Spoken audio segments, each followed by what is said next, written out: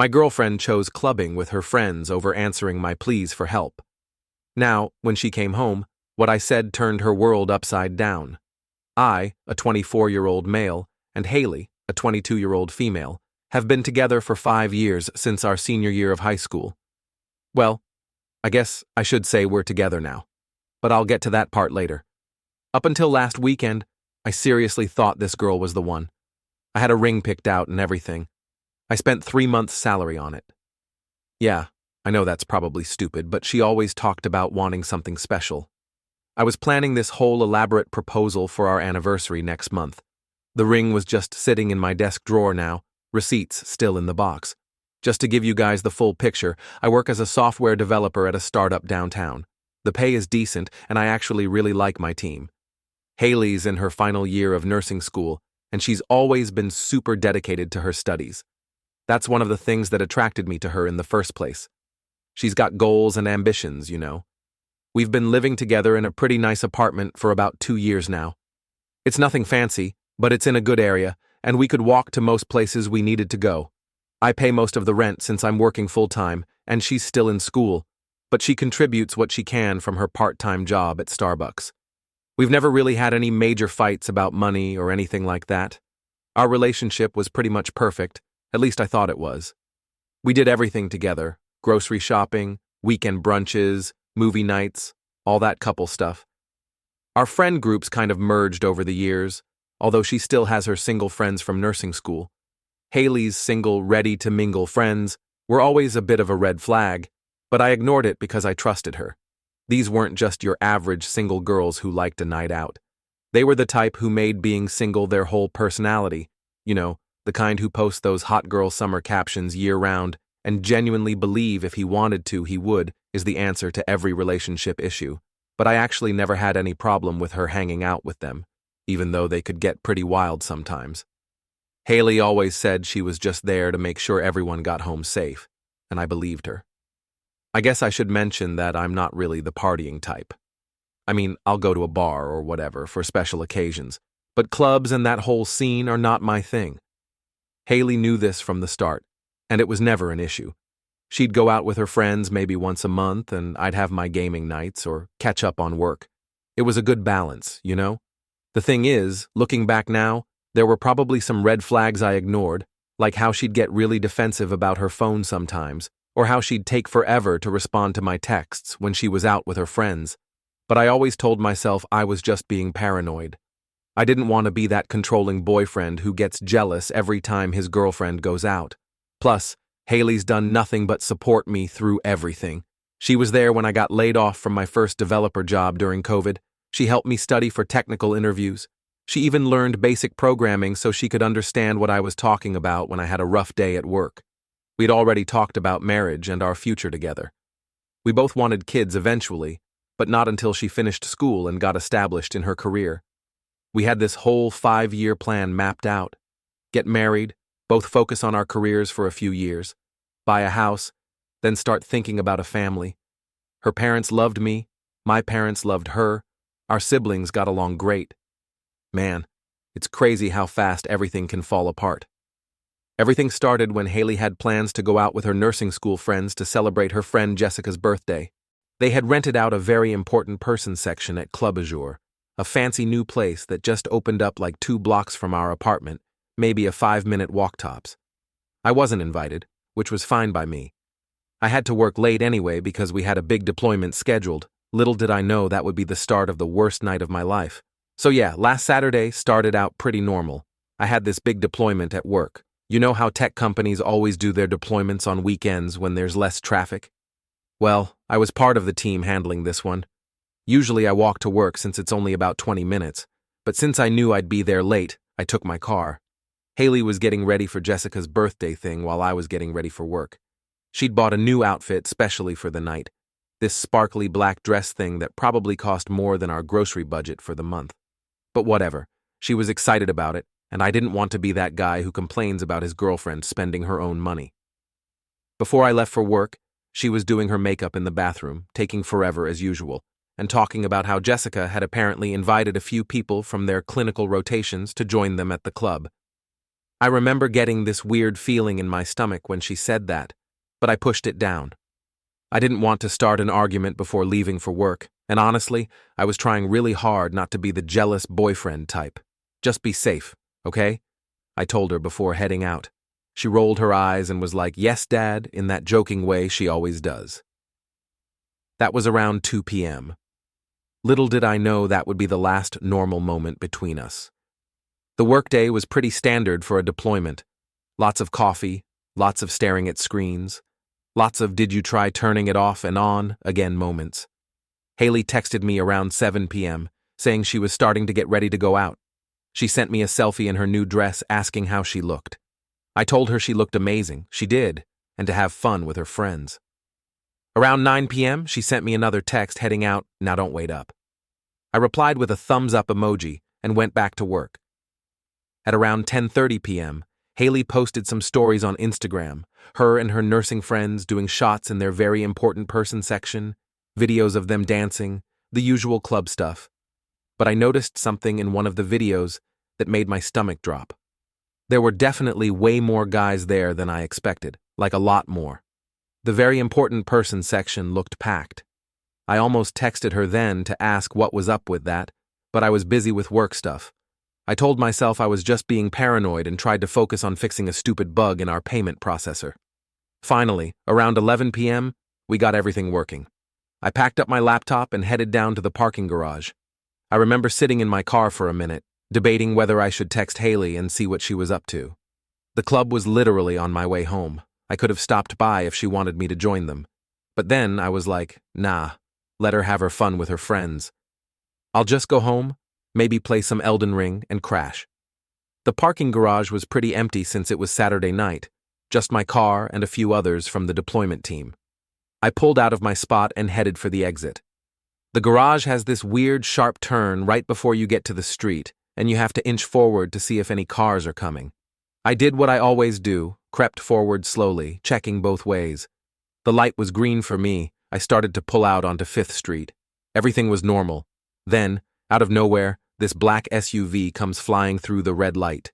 I mean flying. Had to be doing at least 60 in a 35 zone. I barely had time to register what was happening before. Bam! They T-boned me right on the driver's side.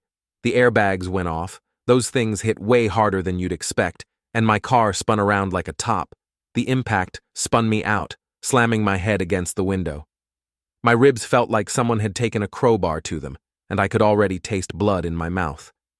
When it finally stopped, I was facing the wrong direction, and my driver's side door was crushed in. The SUV that hit me, they just kept going. Hit and run. Classy. I sat there for a minute, trying to process what just happened. My head was pounding where it had hit the window, and my ribs felt like someone had taken a baseball bat to them. So there I was, slumped in my completely wrecked Civic, blood dripping down my face from a nasty gash on my forehead. My vision was swimming, my head pounding so hard I could barely think straight.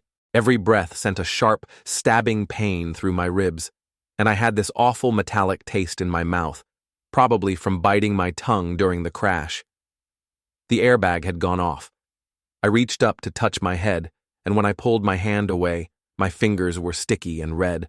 I knew I was screwed up bad, but the whole time, my brain kept going back to one thing.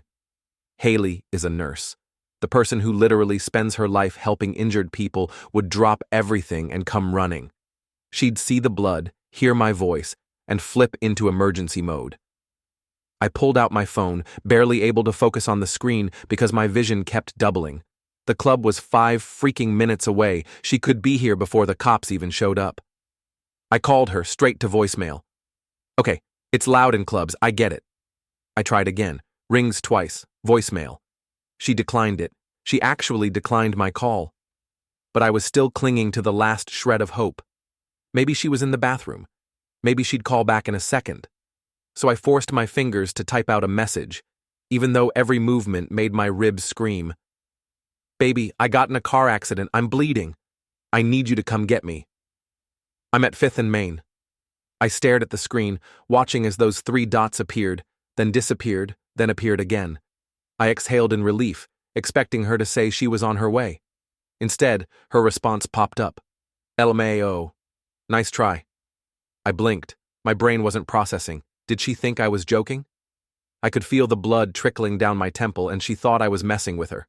I tried calling again, declined instantly. Panic started creeping in, not just from the wreck, but from the sick realization that Haley wasn't coming. I twisted around, which, by the way, felt like someone was shoving a knife between my ribs, and took a shaky picture of my wrecked car through the cracked windshield. Sent it with the caption, "Not joking, please come help." A few seconds later, she replied, "Photoshop is getting better." I just stared. Meanwhile, Mike, the homeless guy who hangs out near the parking garage, cool dude, I buy him coffee sometimes, was already calling 911. This man, a complete stranger, saw me bleeding and broken in my car and immediately did the right thing. My own girlfriend, a nurse, the person I trusted more than anyone, was sitting 5 minutes away and treating it like some kind of joke. At this point, my whole body felt wrong. I was getting this awful hot and cold sensation that made me think maybe I was more screwed up than I realized. My chest felt like it was getting tighter. Something was seriously wrong. I texted her again, my fingers barely able to hit the right keys. "Haley, please. I'm serious. I need to go to the hospital. I'm dizzy. I can't breathe right." Her response, "Stop trying to ruin my night. I'm blocking you if you keep this up." I actually felt my stomach drop, not from the pain, but from the realization that she didn't care. I tried calling one last time. It rang once, then straight to voicemail. She actually blocked me. She blocked my number while I was sitting in my wrecked car, bleeding, possibly concussed, struggling to breathe. She didn't even care enough to check if I was alive. By the time the cops showed up, shockingly fast for once, I was barely staying conscious. One of the cops took one look at me and immediately called over EMS. I tried to tell her I was fine. Next thing I knew, Mike was catching me before I could completely faceplant. "Sir, you need medical attention," the officer said, crouching down beside me. "You're going to the hospital." I still didn't want to believe this was real. Haley had to realize by now that I wasn't lying. She had to unblock me and show up, right? While waiting for the ambulance, I grabbed my phone again. My notifications were empty, no missed calls, no texts, nothing. But then a new Instagram story popped up. It was Jessica's story, a video of Haley doing body shots off some random dude's abs. Timestamp, 11:47 p.m., right around the time I was getting loaded into the ambulance. And somehow, that hurt more than the crash. I stared at the screen as the EMTs lifted me onto a stretcher, my whole body screaming in pain. I could see Club Azure's neon blue sign from where I was lying, 5 minutes from where Haley was partying like nothing happened.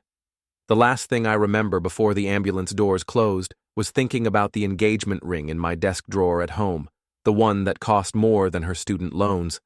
Man, shock and blood loss really make you rethink your life choices. The ambulance ride was weird, man. Like, you know those dreams where everything feels kind of fuzzy and distant? It was like that, except every bump in the road felt like getting punched in the ribs. The EMT riding with me in the back kept trying to keep me talking, probably to make sure I didn't pass out or something.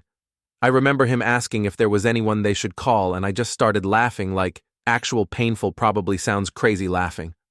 Because what was I going to say? Yeah, my girlfriend's right down the street doing body shots with some random dude, but she blocked my number because she thinks I'm lying about being in an accident, so I just said no and blamed the weird laughter on the concussion. We got to the ER around midnight. They wheeled me straight into this little room with 3 other patients. The guy next to me kept throwing up. Great for my own nausea, let me tell you. The nurse who checked me in asked all the usual questions. When she got to emergency contacts, I realized Haley was still listed as mine. I had to explain that she wasn't available, which got me this look that was half pity, half what kind of garbage person isn't available for an emergency contact. Around 1 a.m., a doctor came in, took one look at my x-rays and said, "Yep, you've got 3 broken ribs on your left side and we're concerned about that head injury." They did a CT scan to check for brain bleeding and also needed 7 stitches above my eye where my glasses basically embedded themselves in my face. The whole time they're poking and prodding at me, my phone is just sitting there on this little table next to the bed, dead silent. Haley was still blocking me on everything. I kept thinking about how she was probably still at the club, still partying, still doing whatever with whoever while I'm lying here getting stitched up. You know what's really messed up? One of the nurses mentioned that they usually give pain meds through an IV, but they had to wait because they needed to know if I'd been drinking. And I remember thinking, well, at least Haley can't say I was drunk and making this up. How pathetic is that? I'm lying there with broken ribs, worried about proving to my girlfriend that I wasn't lying. Around 2 a.m., they moved me to a real room for overnight observation. That's when things got interesting. See, I had my laptop bag with me from work, so I managed to on my laptop, since Haley had blocked my phone number. And there they were, all the stories from the night, Haley dancing with different guys, Haley doing more shots, all time stamped after I'd tried to reach her, after she knew I was supposedly in an accident, after she'd blocked me. But here's the kicker, at 2:47 a.m., Haley posted one final story, her and her friends leaving the club, caption, "Best night ever." I screenshotted everything, don't know why really. Guess I wanted proof that I wasn't crazy that this actually happened. Around 3 a.m., my phone suddenly exploded with notifications. Haley had unblocked me, probably got home, saw I wasn't there, maybe noticed the vomit in the bathroom from when they were checking my concussion at the scene. The messages started rolling in. Where are you? Why aren't you answering?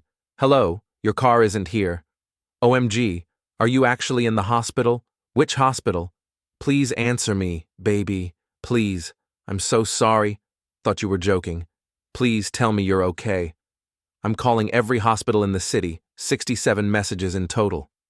I counted them later, 67 messages after she realized something was actually wrong. But you know what? All I could think about was that Instagram caption. I texted her back one thing, met Sinai, room 412, but don't bother rushing, wouldn't want to ruin your best night ever. Then I turned off my phone, took one of the pain pills the nurse had left, and tried to sleep. But every time I closed my eyes, the pain meds must have kicked in eventually, though, because next thing I knew, everything went black. I woke up around 8 a.m. to the sound of someone crying. It took me a minute to remember where I was. Everything's too white and smells like industrial cleaner. My ribs felt like they were on fire, and my head was doing this weird pounding thing that made the fluorescent lights feel like laser beams to my eyes. And there was Haley, curled up in this uncomfortable-looking plastic chair next to my bed, still wearing that sparkly black dress from the club. Her makeup was all smeared, mascara running down her face like some kind of sad raccoon. She'd kicked off her heels at some point, and I noticed one of them had a broken strap, probably from all that dancing. The moment she saw I was awake, she practically launched herself at me, would have hugged me too if a nurse hadn't walked in right then and stopped her. Careful, honey, he's got broken ribs, the nurse said, giving Haley a look that could have frozen hell over. I guess the night shift had filled the morning staff in on my situation, because every nurse who came in that morning looked at Haley like she was something they'd scraped off their shoe. Haley started with the waterworks again. Baby, I'm so sorry. I thought you were just trying to get me to come home. You know how you sometimes get worried when I go out, and I was drinking, and Jessica said I shouldn't let you control me. I cut her off right there. Control you? When have I ever tried to control you? She kind of shrunk back into her chair. Well, you always get kind of weird when I go out with the girls. Weird? You mean like wanting my girlfriend to do body shots with random guys? Her face went white. Guess she didn't realize I'd seen those Instagram stories. That was nothing, just birthday fun, she started, doing this thing with her hands that she always does when she's nervous, picking at her nail polish. Actually, she looked pretty rough overall. Guess that's what happens when you party until 3 a.m. and then spend the rest of the night crying in a hospital room. You don't understand, she said, voice all quiet now. I really thought you were just making it up, trying to check up on me or get me to come home early. I lost it at that point, and let me tell you, yelling with broken ribs is not fun. Making it up, Haley? I sent you a picture of my wrecked car. I told you I needed to go to the hospital. What kind of person blocks their boyfriend during an emergency? I thought it was photoshopped, she practically wailed. And you know how you get sometimes when I'm out with my friends. How I get? Please enlighten me. How do I get? Because from where I'm lying in a hospital bed, by the way, I've never once tried to stop you from going out. Never complained about you spending time with your friends. Hell, I even encouraged you to go last night, the one time I actually needed you. Literally 5 minutes away, you blocked me and kept partying. A doctor came in then, probably because of all the yelling. He checked my vitals and gave me some more pain meds, shooting these disapproving looks at Haley. She just sat there, sniffling the whole time. After he left, we sat in silence for a while. My ribs were throbbing, my head was pounding, and I just felt empty. You know that moment when you look at someone you love and suddenly realize you don't recognize them anymore? Yeah, that. Finally, Haley spoke up again. The guys at the club, they didn't mean anything. I was just having fun. I would never cheat on you. And that's when it hit me she still didn't get it. She thought this was about the guys at the club, about jealousy, about her having fun with her friends. I told her, I don't care about the guys at the club. I don't care about the body shots. I don't even care that you were out partying. What I care about is that when I was literally injured and asking for help, you chose to block me. You chose to assume I was lying. You chose to keep partying instead of taking a 5-minute walk to check on me. But I didn't know. Exactly, you didn't know. Your boyfriend of 5 years tells you he's hurt and needs help, and instead of taking 5 minutes to check, you blocked me. Do you even understand what could have happened? The doctor said if I'd waited much longer to get treatment. I couldn't finish that sentence. The reality of how bad it could have been was still sinking in. Haley started crying again. Seriously, how was she not dehydrated at this point? I'll make it up to you, I promise. I'll delete Instagram, I'll stop going to clubs, I'll do anything. I just laid there, staring at the ceiling. You know what's funny? I said, not feeling funny at all. I've got a ring in my desk drawer at home, was going to propose next month on our anniversary. She stopped crying instantly, just went completely still, like someone had hit her pause button. Had this whole thing planned out? Dinner at that Italian place where we had our first date? Was going to get down on one knee by the fountain. I looked at her then, really looked at her. Smeared makeup, tangled hair, that expensive dress all wrinkled from sleeping in the hospital chair. 5 years of memories, 5 years of love, 5 years of trust, all gone in one night. I think, I said slowly, you should go home and get some sleep. I'll call you later. She immediately started having a mental breakdown and asked if I was breaking up with her. I told her I wasn't sure. I needed time to see if I still trusted her after all of this. She started to protest, but the nurse came back in, definitely had been listening outside the door and said visiting hours were over, which was a lie since it was like 9 a.m., but I could have hugged her for it if, my ribs weren't broken. Haley gathered up her stuff, hovering by the door like she wanted to say something else, but what was left to say? As she was leaving, she turned back one last time. I really am sorry. I love you. Yeah, the same sentence after ruining everything. I closed my eyes, pretending to be drowsy from the pain meds. The last thing I heard was the click of her broken heel on the hospital floor as she walked away. They kept me in the hospital for 2 more days. Haley kept trying to visit. She'd show up at the start of every visiting hour, looking progressively more disheveled each time. The nurses would ask if I wanted to see her. I said no every time, just couldn't deal with it, Plus, laughing hurt my ribs, and her excuses were getting pretty laughable. My mom drove down from Pittsburgh when she heard what happened. She's the kind who shows up with Tupperware full of homemade soup and starts reorganizing your hospital room because it's not optimized for healing energy or whatever. But honestly, I was glad she came. When I told her what Haley did, she got this look on her face I'd never seen before. Mom's always been Team Haley, they used to do Sunday brunches together and everything. But when I showed her the timestamps of Haley's messages versus the Instagram stories, she just got real quiet and started stress cleaning my hospital room even harder. Sometimes, she said while aggressively reorganizing my water cups, the trash takes itself out. Coming from my mom who usually tells me to see the good in people and work through your problems with love, that was basically her saying, dump her ass. The worst part of those days wasn't the pain, though that sucked, or the terrible hospital food.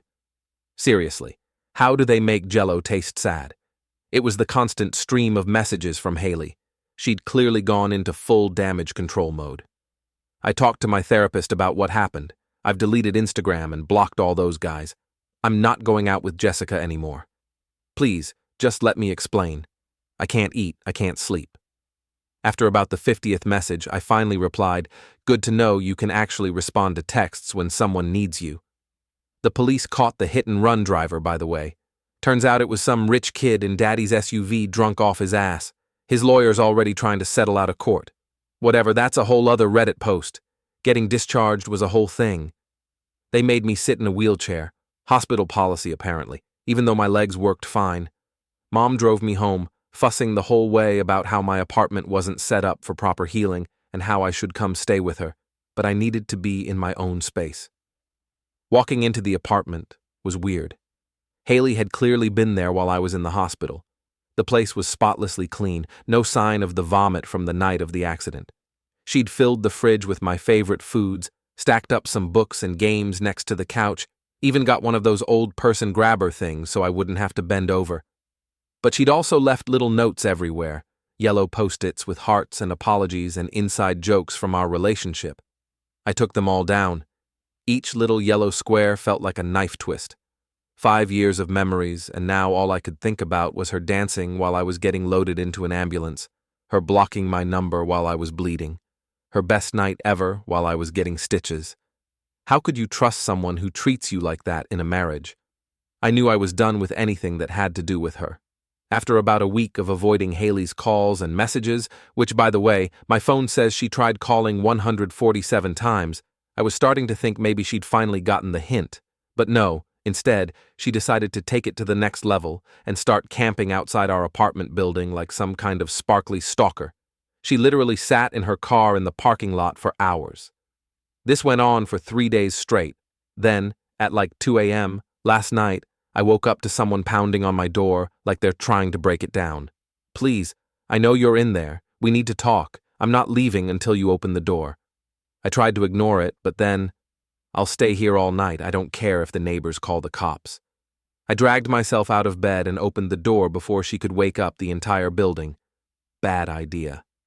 She practically fell into my apartment, hair a mess, mascara running, still wearing one of my old coding bootcamp hoodies she'd stolen years ago. She smelled like a weird mix of coffee and tequila and looked like she hadn't slept in days. "You look like," I said, because apparently that's what comes out of my mouth at 2 a.m. "I feel like—" She laughed, but it wasn't a happy laugh. "I've been sleeping in my car. I can't go home. I can't eat. I can't sleep. I just need you to listen." "Pretty sure the whole building is listening right now," I said, closing the door. Haley tried to step toward me but stumbled a bit. Great. She was drunk. "Can I sit?" she asked, hovering by the couch like she wasn't sure if she was allowed. This was the girl who used to barge in and flop across my lap while I was gaming, now acting like a stranger in what used to be our home. I nodded, then immediately regretted it, because head movements still made me dizzy. Then she broke down. "I know I messed up. I know saying sorry isn't enough, but you have to understand I really thought that—" I cut her off. "That I'd make up a car accident just to ruin your night?" "Number." "Well, yes, but it's complicated," Jessica said. I laughed, which hurt my ribs. "Jessica? The same Jessica who invited all those guys to the club? The one who told you not to let me control you?" Haley flinched. She was wrong about that. "You've never tried to control me. I know that now. I've stopped hanging out with her. I blocked her number, deleted her on everything. So what you're saying is, you chose to listen to your single friends about our relationship instead of talking to me, your boyfriend of 5 years? She wiped her eyes with the sleeve of my hoodie. I know it sounds stupid now. Everything sounds stupid now. But they kept saying things, and I started doubting. And then that night when you texted, I finished for her. You chose to think I was lying, manipulating, trying to control you after 5 years together. That's what you thought of me. No, I just... You know what the worst part is? I cut her off again. It's not the broken ribs. It's that when I really needed you, when I was actually scared and hurt and asking for help, you chose everything and everyone else over me. I ruined everything, she choked out. I let people fill my head with... And I didn't even stop to think about the person who's always been there for me. I don't deserve to ask for anything from you, but I swear I will be better. I'll prove it to you. Just tell me how, please. She looked at me like I was the only person in the world who could fix her, but for the first time, I wasn't sure if I wanted to. I exhaled slowly. My body was still recovering, but somehow it hurt less than everything else. Haley, I said, I don't even know if I can trust you anymore. She winced like she expected that. I know, I get it, and I don't blame you. But please don't shut me out. Let me prove to you that I can be better. I looked at her, completely broken, completely vulnerable, completely mine for 5 years. I couldn't do it. I ran a hand down my face, feeling exhaustion settle deep in my bones. One chance, Haley, I said finally. Not because I forgive you yet, not because everything's fine, but because 5 years means something. If you want to fix this, you're going to have to fight for it. Her eyes widened like she hadn't even expected me to say yes. I will, she whispered. I swear to you, I will. I barely had time to react before she threw herself at me, arms wrapping around my shoulders, like she was afraid I'd disappear if she let go. She was shaking as she buried her face in my chest. And yeah, that's how it went. I still don't have that trust in her, but her owning up to her mistake shows that she knows she messed up and is remorseful.